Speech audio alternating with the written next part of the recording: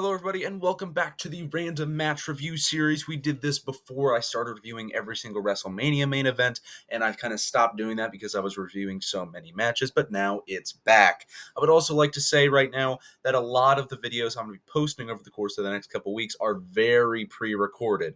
All of the videos will be made around the end of May or the start of June because I'm having a bit of an issue with how I'm going to be getting content out to you guys, but I will try my hardest through shorts to communicate with you how I'm going to be able to do that. But we'll get to that at a later date. But the first match we're going to be looking at for the ignition, I guess, of this random match review series is from the 1994 Royal Rumble, where we saw the Hart Foundation, I only have Bret, versus the Quebecers, I only have Sammy, even though he wasn't on the team, for the WWE Tag Team titles. This is a 16-minute match featuring Bret Hart and Owen Hart versus the team of the Quebecers. I don't actually know who's in the team. I believe it's someone named Jacques.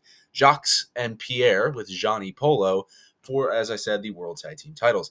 I don't know anything about this match. It's just a random match in the middle of a pay-per-view. So I'm going to be watching it for the very first time and telling you what I think after I've seen the bout. Hey everybody, just got finished watching the match. This is a pretty good match. I actually enjoyed really everything I was seeing. Was it a little long and drawn out? Yes, it was 16 minutes or so, as I said.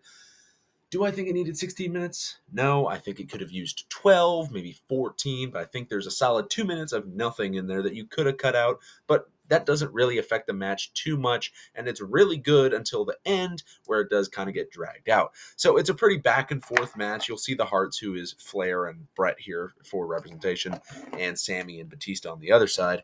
It'll be a back and forth brawl. The big guys beat up one of the little guys for a little bit. Boom! Boom! Slam!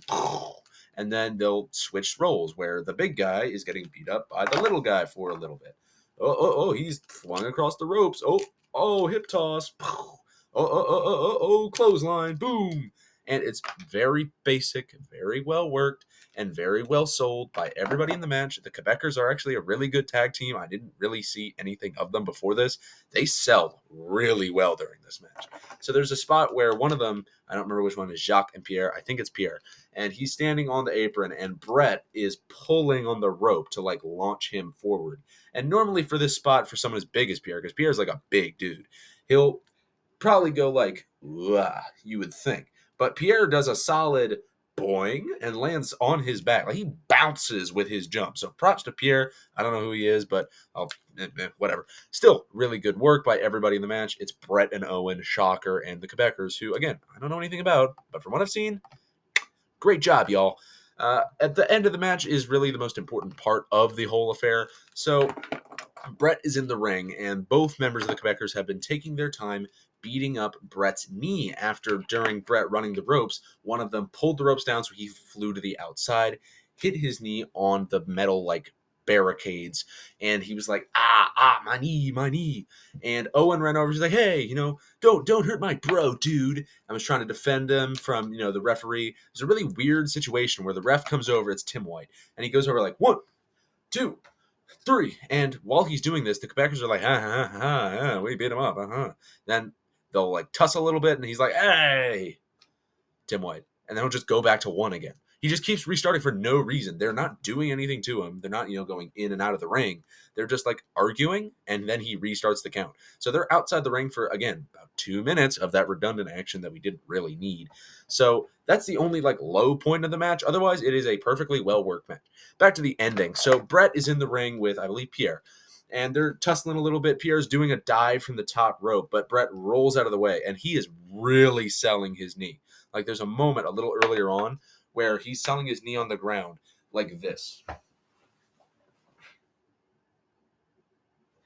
As limp as he could possibly be. It's insane how well he's selling it, like he's dead. But as I was saying, he rolls out of the way of this big splash. Boom! Pierre's on the ground, laying flat.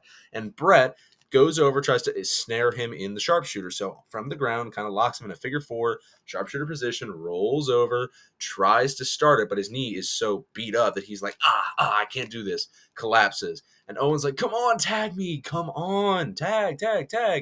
But the referee comes over, sees how beat up Bret is. And, all right, this is not happening. Ring the bell. Quebecers retain. Brett cannot continue in this match. So the Quebecers win. It's kind of a cheap, there's no more continuation by this member in the match. A little cheap of way to end it, but it does get made up for in a moment. So Owen comes in. He's like, yo, what happened? Why'd the match end? Nobody gave up. So he's like, oh, no, Brett, he's so beat up, he can't continue. And I was like, oh, my gosh, I told him to tag. So Brett's slowly, crawling across the ring, trying to, get to his feet with the ropes. And Owen's sitting there like, dude, what are you doing? Come to the ropes. Tag me. What are you doing? And he's selling it exactly like this. He's like, come on, go to the ropes. I'm holding the thing. Tag. It's not that hard. Just crawl over. Why do you have to go in the middle? And that's what he's doing this entire time. So Brett finally stumbles to his feet on the ropes, and Owen is still arguing with him. And Brett's like, not saying anything, just kind of looking at him. And then Owen just, boom, right to the leg of Brett, turns heel in the process. This is how they build to that classic match at WrestleMania 10, which I might cover at some point, depending on what I do come WrestleMania 41. We'll see. But this is a really good and executed heel turn. It makes logical sense. He had a reason to do it. It wasn't just out of nowhere. Brett is laid basically unconscious on the floor with how much pain he's dealing. A bunch of referees run in. They're like, oh, what are you doing? Blah, blah, blah, blah. And Owen, as he's leaving the arena, starts cutting a bit of a promo. He's like, all he had to do was come over and tag me, but he was so selfish that he had to try and stay in the ring and got beat up because of it. I hate this. And then he leaves and walks out back. And Vince McMahon is going like, oh my gosh, what words by Owen Hart? How terrible. So all in all, I'd give this match a solid 7 out of 10 on cagematch.net. It is rated a 6.87, basically the same thing. And Dave Meltzer, who nobody cares about, rated it a 3.25 stars in 1994. Do you agree? Do you disagree? Have you seen the match before? If you haven't, I do recommend you do, just for the historical value. Make sure you have a good day, good evening, good night, good morning, don't know. To guys. Good whatever. Make sure to watch any former or future episodes of this channel. And goodbye.